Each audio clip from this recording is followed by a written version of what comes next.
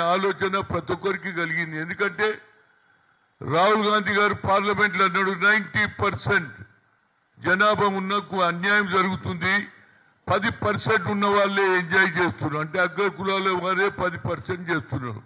అదే కాదు, అఫీషియల్స్ లో కూడా 90% ఉన్న వాళ్ళను పక్కకు పెట్టి అక్కడ అరకొర ఒక ఎస్సీ ఒక ఎస్టీ అరకొర బీసీలను ఆఫీసర్లు ఉన్నారు. ఇక్కడ కూడా అన్యాయం జరుగుతుందని చెప్పాడు.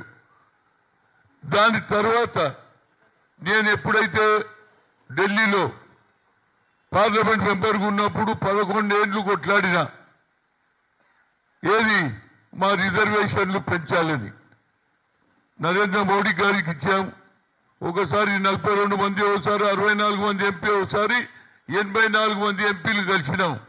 అయ్యా మా జనాభా ఎక్కువ ఉన్నది, మా జనాభా ప్రతిపాదనగా ఒక సెపరేట్ మినిస్ట్రీలో ఉండాలి.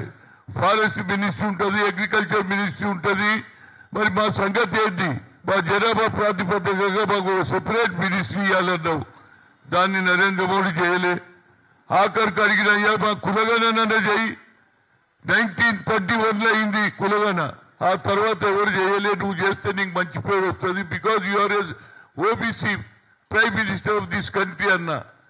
కానీ ఆయన ఏం చేయలే. కానీ రాహుల్ గాంధీ కన్యాకుమారి నుంచి కశ్మీర్ నడిచిన తర్వాత we come to the power, we'll conduct caste wise census, జిత్నా హిస్సేదారీ ఉత్తి భాగీదారీ అన్నాడు. అకార్డింగ్ టు ది పాపులేషన్ మేము పెంచుతామన్నారు.